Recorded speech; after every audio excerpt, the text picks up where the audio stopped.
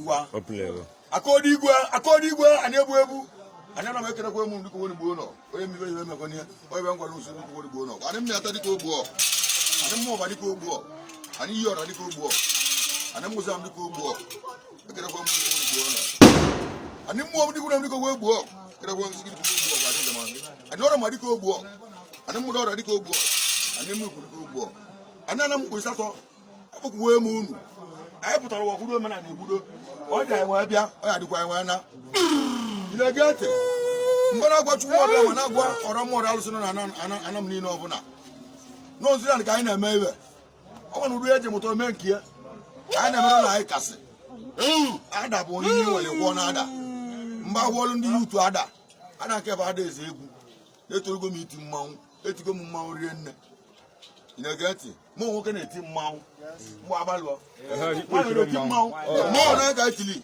ipo ese mo na ejo buru na ya aka o ti na wa lo aye ejo buru na ana wo ba na wa bu ese na me se kontra na won iwo je me ni pe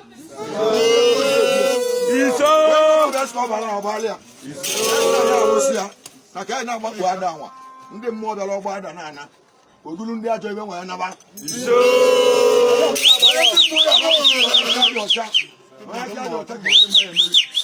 Mo ya ke pale ngo yi ke de me ni bi. Iso. Obla ya moro ko we mai. Iso. Ikuku so na na ebe na ebe. Nyina mo so na biro no no. Ina gate.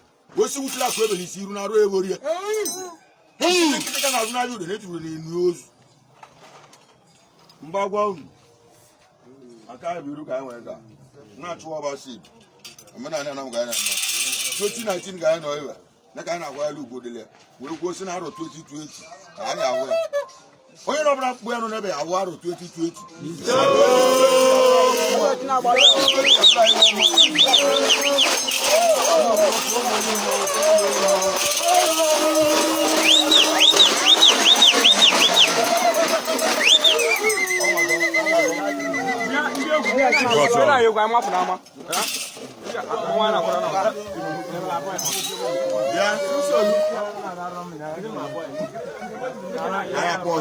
Don't worry.